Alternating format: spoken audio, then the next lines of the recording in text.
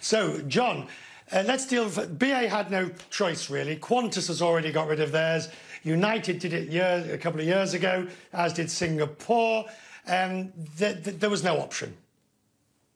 No, you're right. I mean, as you said, the COVID virus, unfortunately, has put paid to BA's more leisurely retirement plan when we would have seen these beautiful aircraft around till 2024. Demand, of course, has evaporated. And in reality, the remaining 747s in BA's fleet today were mainly allocated to the US market. And of course, the US market, as we know, is shot to pieces. It effectively doesn't exist this summer. The winter's always weaker. And not only is that means of deployment not available, but they use them on routes like the one you mentioned you flew on yourself most recently, London, New York, with big business cabins full of profitable club class passengers. That traffic has melted away as well. It's not likely to come back anytime soon. And BA's already got more than 30 787 Dreamliners and Airbus A350s, as you described, the next generation, more efficient, smaller aircraft in the fleet. So they're going to shrink. There's no doubt with these aircraft coming out, the airline is going to shrink its output, and they'll gradually build back up again with these newer aircraft.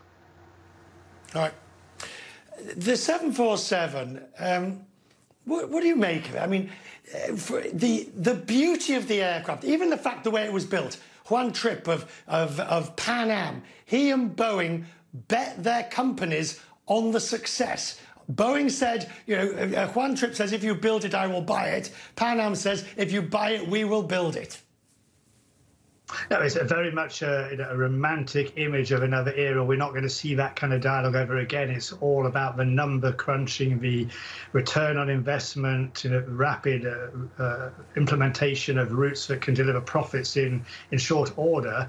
The sentiment is in many ways gone about the beauty and the entrepreneurial spirit of new aircraft. Yes, the new generation are great aircraft. They are efficient. It's remarkable that aircraft like the 350 and the 787 can do with two engines almost as much in terms of cargo and passenger volumes as a 747 can do. But this was a game-changing aircraft of its time. And like you described, traveling on People's Express, it opened up low fares to people in a way that had never been seen before. Even the whole idea of traveling in a plane with two aisles. You talk to young people today about a wide body with two aisles. They don't really get what it is that you mean about that, the sense of space that it offered.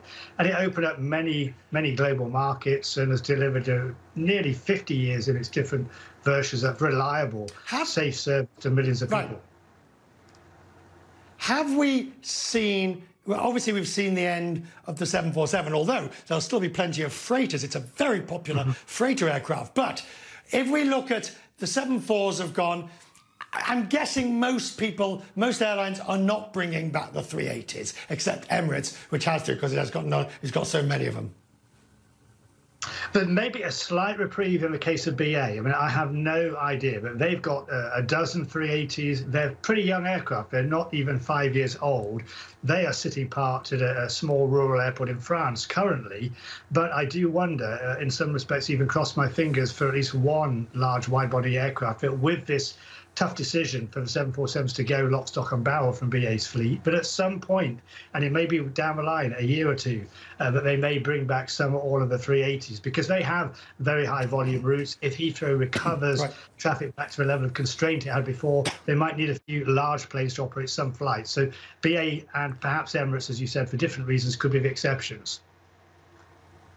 Right, now, my first 747 flight was 1983, People's Express. The movie on board was Chariots of Fire. And, John, you paid on board. They rolled your credit card. You paid on board in those days. What was your first memory of a 747, flight on a 747? Well, mine was 2 years before you, 1981, my first ever long-haul flight as a youngster still at university, Heathrow, Seattle, on a British Airways 747-100, to be a bit technical, you know, no sort of bluster there for you, Pratt & Whitney powered aircraft. And what I remember is it took an age to roll down the runway and take off. I thought we were never going to make it. Right way down the runway, past Terminal 3, still rolling.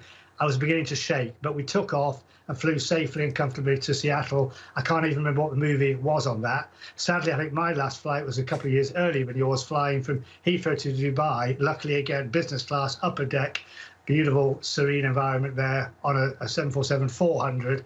And I think that's probably going to be my last flight. Mine was in December of this year, of last year. They've got to run some. They've got to run some GTF flights. They have to. Well, that's a big debate at the moment. That is an absolute debate in British Airways, and you're right. They have to run some goodbye flights, but let's see if Alex can justify the cost of doing that when he's losing so many staff. Thank you, John Strickland, joining us to remember.